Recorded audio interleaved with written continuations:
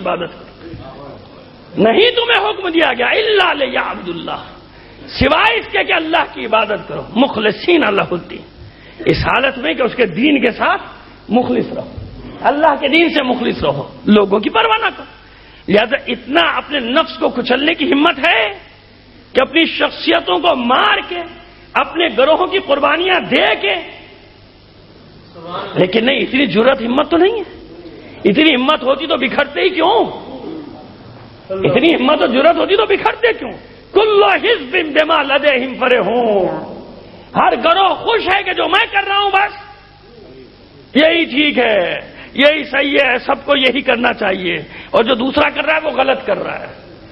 اچھا خاموشی ہو جاؤ اگر کوئی کچھ کر رہا ہے، نہیں، اس میں مین میخ بھی نکالنی ہے کہ ثابت یہ کرنا ہے کہ غلط کر رہا ہے، ثابت یہ بھی کرنا ہے نا کہ غلط کر رہا ہے. تو ہم سب شریک ہیں. یہ مت سمجھیے گا کہ کوئی خاص، میں تو پورا ماحول بتا رہا ہوں، پورے پاکستان، ہر مکتب، ہر سیاست، ہر سیاسی گروہ، ہر مذہبی گروہ، ہر مکتب کا یہی حال ہے. سب وقتی فائدے کے لیے دوڑے چلے جاتے ہیں کہ یہ مل جائے، اور اس کے لیے جواز بناتے ہیں کہ قوم کے لیے کر رہے ہیں.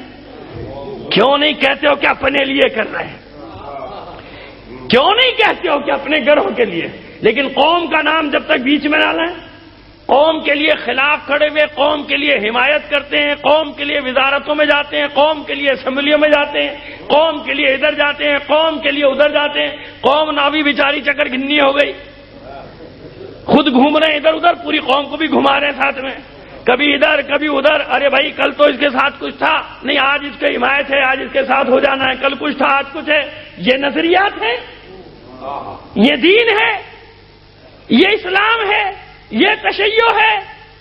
پھر ہم باتیں کریں انقلاب کی. کیسا انقلاب؟ کہاں سے انقلاب؟ پہلے نظریات کو تو پرکھو. ہمت ہے اتنی کہ چاہے کچھ ہو یا نہ ہو ہمیں ثابت قدم رہتے ہوئے چلے جانا ہے. اگر ہم آج ثابت قدم نہ رہے تو آنے والوں کو راستہ نہیں ملے گا. بس تمام کر رہا ہوں، رحمت آپ کی. اس لیے حکومتوں کو ٹھوکر میں رکھا اماموں نے، منصب کو ٹھکرا دیا. ہر امام چاہتا حکومت لے سکتا تھا، اور مولا کائنات چاہتے تو حکومت جاتی بھی نہیں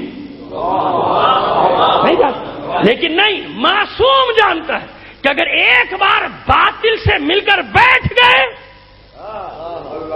قیامت تک یہ باطل سے دوستیاں کرنے والے جواز پیدا کرتے رہیں گے کہ معاذ اللہ مولا کائنات نے بھی تو ہاتھ ملا لیا تھا حکومت بچانے کے لیے، شیعوں کو بچانے کے لیے، مومنین کو بچانے کے لیے. کتنے بہانے ہو سکتے تھے؟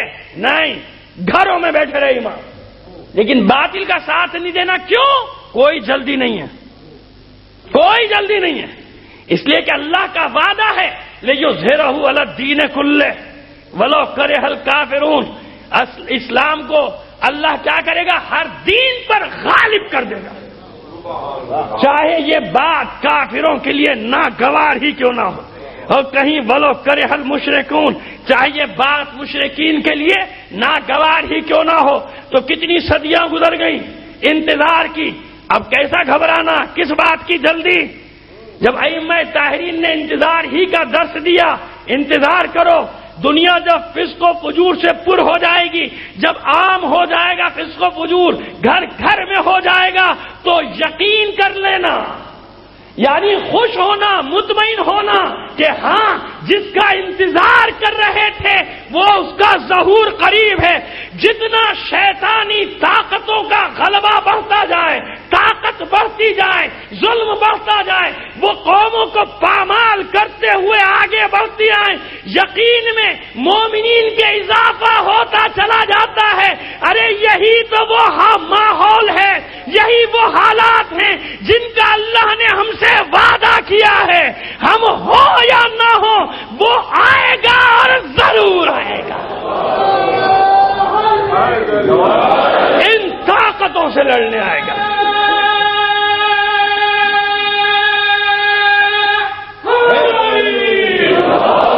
ان طاقتوں سے لڑنے آئے گا، انہیں شکست دینے کے لیے آئے گا.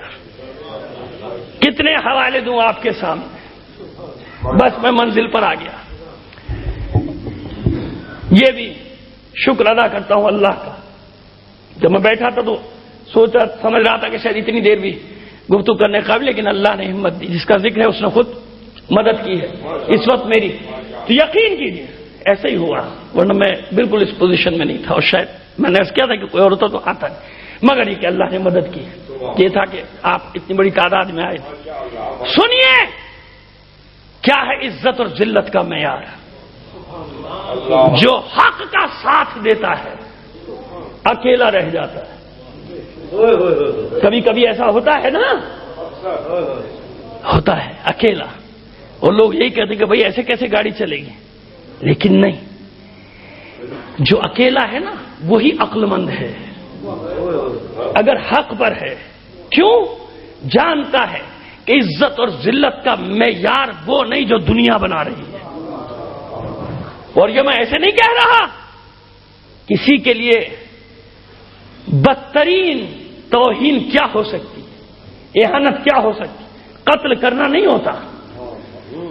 قتل کرنے کے بعد اگر اس کی ناموس کو گھر سے باہر لے آیا جائے، آپ انصاف سے بتائیے اس سے بڑی کوئی اہانت ہے؟ ہو سکتی؟ کیا ہو سکتی ہے اس سے بڑی؟ بزدل سے بزدل آدمی بھی اپنی جان قربان کر دے گا مگر اپنے گھر میں گھسنے نہیں دے گا چاہے کتنی بڑا دشمن ہو. ہے نا ایسا؟ تو یہ ہے نا دنیا کا معیار. اب آپ تصور کیجئے اس بات کا اپنے اوپر رکھ کے، ہمارا کتنا حوصلہ ہے اور حسین کا کتنا حوصلہ ہے. قربانی کی وہ کون سی منزل ہے جہاں سیدھے سجاد فرماتے نظر آتے ہیں الشام الشام.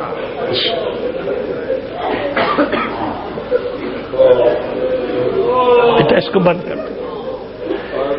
الشام الشام الشام یہی کہتے نظر آتے ہیں. کون سی منزل ہے قربانی کی کہ سیدھے سجاد زنجیروں میں جکڑے ہوئے، توق خاردار گلے میں ہے اور سر جھکائے، اونٹوں کے مہار ہاتھ میں. یہ جناب سیدھے سجاد. اور تماشا دیکھنے والے بعض جگہوں پر تو یہ جملے بھی ہیں کہ آپس میں باتیں بھی کرتے تھے کہ دعا کرو کہ کبھی ہم پر ایسا وقت نہ آئے، ہماری خواتین کو اس طرح بازاروں میں نہ. اب آپ اندازہ کر لیجئے آج کے ماحول کو دیکھ کے کہ لوگوں کی زبانیں کیسی کھل جاتی ہیں ایسے وقت میں.